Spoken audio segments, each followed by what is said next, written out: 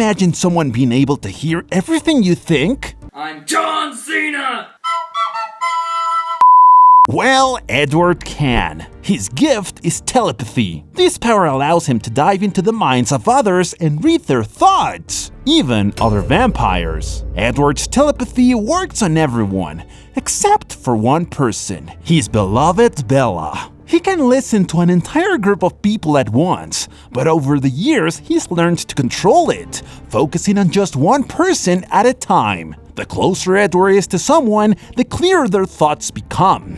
With strangers, it's a bit fuzzy, but with someone he truly connects with, a best friend or a lover, he can understand every detail perfectly. But how does his power actually work? In the movie, we see it more clearly during the high school scenes. Edward realizes none of his classmates are particularly interesting, until Bella walks into the cafeteria. That's when he notices he cannot read her mind. Why? That question has an explanation we'll get to later in the video. Setting that aside, Edward can hear anyone who wants to hurt Bella. He even hears Jacob's thoughts. And let's just say whatever Jacob was thinking about Bella, it wasn't nice. It made Edward furious. In Breaking Dawn, Edward uses his powers to discover the Volturi's plans and intentions during their confrontation. Carlisle actually discovered Edward's gift by accident. Edward suddenly began responding to Carlisle's thoughts before he even said anything out loud.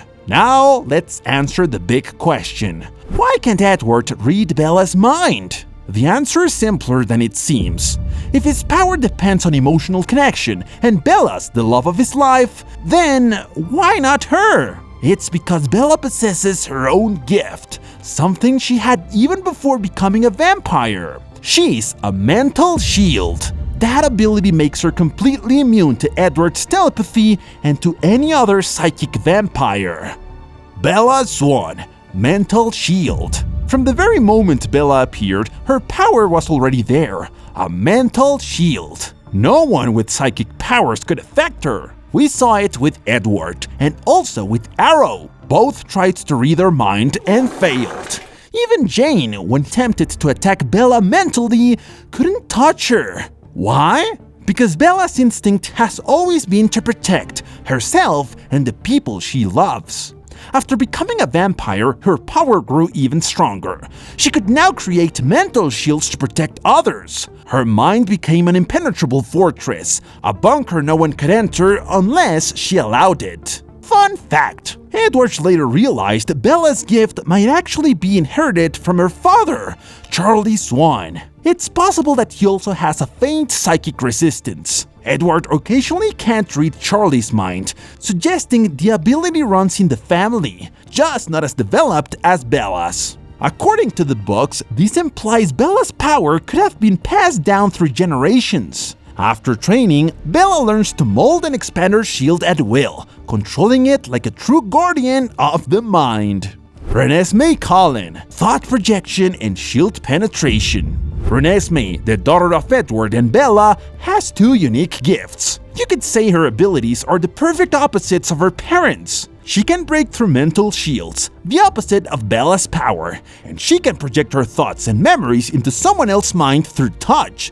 the reverse of Edward's telepathy. One of the first times we see this power is right after her birth, in Breaking Dawn. When Bella holds her for the first time, Renesmee shows her a memory, Jacob trying to kill her.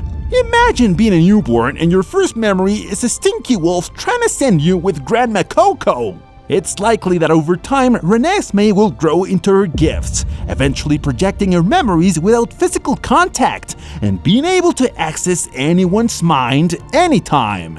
Alice Cullen, subjective precognition. Alice's gift is one of the most fascinating. She can see the future, but not a fixed one. Her visions constantly change depending on the choices people make. She doesn't see a destiny, she sees possibilities. In one moment, she might see a certain event, but a few minutes later, it shifts into a completely different outcome. Her visions are like a river that can change its course. She doesn't know the final destination until it happens. Her power works only on humans and vampires. According to the books, she developed this ability when she was still human, which made people, including her own family, believe she was insane. The only one who stayed by her side was her mother. That connection leads to what might be the saddest story in all of Twilight. And if you'd like to hear the tragic past of Aldous Cullen, let us know in the comments.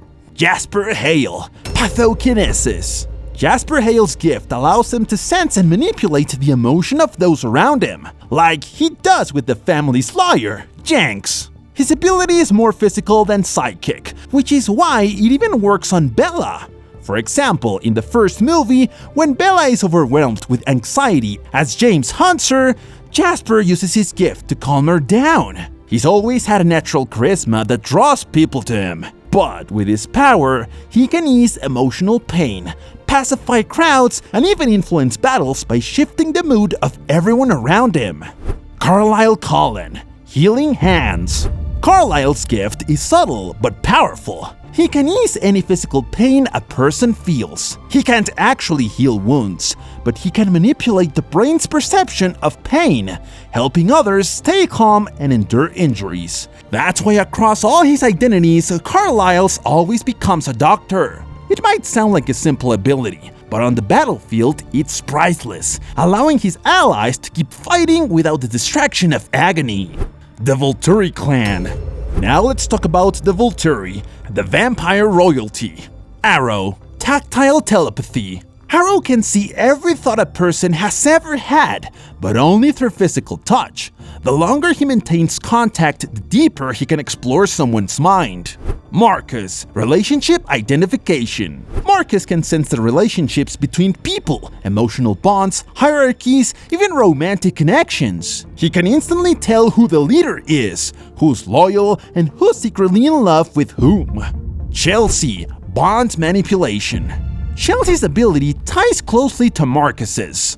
She can manipulate those relationships, breaking or strengthening emotional bonds. In the books, she used this to control Marcus, forcing him to stay loyal to Arrow and the Volturi. Her power is limited though. Family ties and true love weaken its effect.